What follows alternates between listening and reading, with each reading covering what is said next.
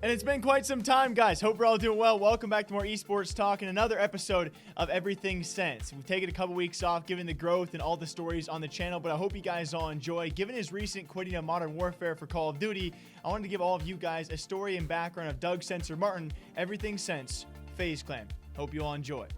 And this flashes back to October of 2019, just last year, where Doug finally ended his association with FaZe Clan, whose Call of Duty team he had not played for or on since 2015, in a video where he announced finally he was signing with the New York Subliners in the brand new Call of Duty League. Despite not playing for FaZe, and in fact playing against them and beating them as a member of the Lightning Pandas in 2018, Censor had always been known as FaZe Censor, so the move was a huge change for him and his brand. Then in December, during an interview, Censor claims that there has been never any real beef between him and Temp, another pro player who also ended up on the Call of Duty League New York Subliners, and also a former rival of Doug Censor Martin. While this claim would seem to fall apart shortly thereafter, Censor insisted that the real rivalry he had in Call of Duty League would be with the Atlanta FaZe and not with his teammate Temp. Yeah, I mean, there's 3 players that were on FaZe Clan that won every single championship for that organization that was not included in their franchise plan. So I'm pretty sure that when we see that match, we're gonna make sure that we give it our all. Then the next month, Formal roasted Censor after a terrible performance in 10-mans where he only gets 7 kills and racks up 33 deaths. While Formal is known for roasting everybody in Call of Duty, the clip of him mocking Censor racked up views and highlights a major problem in Call of Duty League and how hard it is for sub players or non-starters to get into meaningful scrims or 10s. The spots I like. Oh my god. 7, bro. That's all you're giving me, Doug?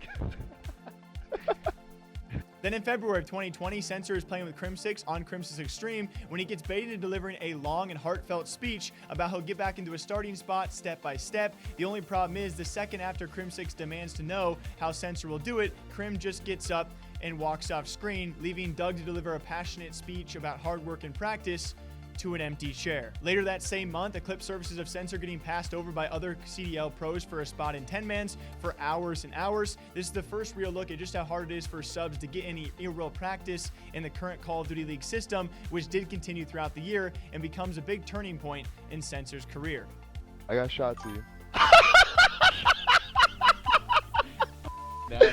Then in March, it's a roller coaster for Censor, starting with his dad calling out Censor's entire team of the New York Subliners for not starting his son. His dad blasts each of the starting players and even the other subs one by one. He calls Accuracy a tyrant, Temp a bad team player, he calls Zuma spineless, and calls the Subliners the Friends team, implying that was actually why Censor was kept off the starting roster. Censor is forced to apologize publicly for his father's Instagram post, and things don't get any better when the Subliners sign Mac Melts to be a starter, passing over Censor for a starting spot and effectively cementing the fact that Censor would never start a game for the Subliners during Call of Duty League. However, later that same month, Censor finally gets a shot to prove himself and start playing in scrims more often, helping the Subliners take some dominating wins against the league leading at the time Atlanta FaZe in practice matches. Censor also explodes on his teammate Temp after beating his squad in 10s, telling Temp to get the F out of here and not to ever call him trash again after Censor's team takes out Temp's squad. For a brief time, it seemed like Censor might actually get some consistent practice with his teammates, but unfortunately, it would not last long. Put on 7,000 score and do the OBJ. Come on, let me see what the can do, Don.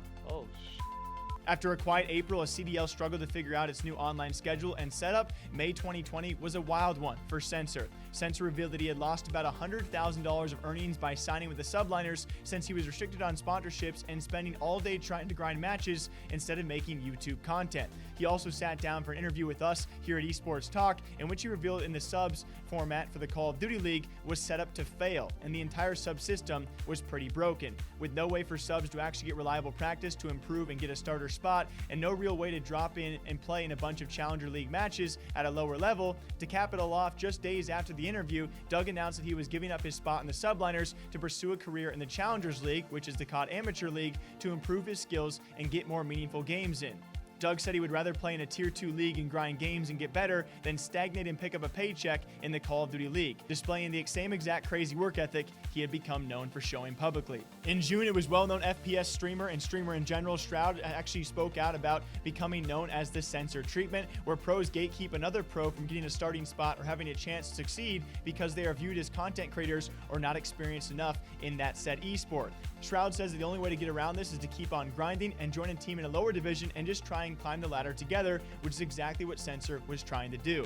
Later that month, Censor gets a little bit of a reunion with his friends over at FaZe Clan, as FaZe Clan invested into Control, the meal replacement company. It was actually co-owned by Censor along with Scump. So while his CDL career may not have gone as to what it was planned, this investment by FaZe proves Censor still has a thriving career outside the pro ranks. And finally, July of this year was another wild one for Censor. To start the month, Censor joins TP in saying that he's opening his house to players and teams out there struggling to find good servers and connections to play COD as the pandemic continues and COD Champ slowly approaches. Then after bouncing around in multiple Challenger League teams, Censor is signed by Triumph, who are viewed by many as the top team in the Challengers, or at least one of. The Triumph then announced a deal with Censor's former team, the Subliners, to become the official Challengers affiliate team of that same branch. Sadly, less than a week later, Censor gets the out from Triumph, and a day later releases a video stating that he's done with Modern Warfare entirely, and will be waiting for the next Call of Duty before trying to make it back to the pro ranks yet again.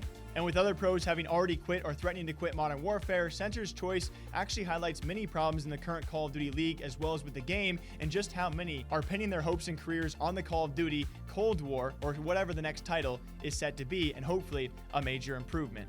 Everything needs to change. Everything. Literally has to. Otherwise, I'm quitting, bro, and I'm turning into a full-time streamer. And as per usual, hope you guys all enjoy the series of Everything Sent. If you guys have a creator, a personality, a pro, or anyone else you want me to cover on this series, feel free to drop a comment down below. But as per usual, I hope you guys all enjoy. Drink that water, drink that coffee. I'll catch you guys back here sometime soon.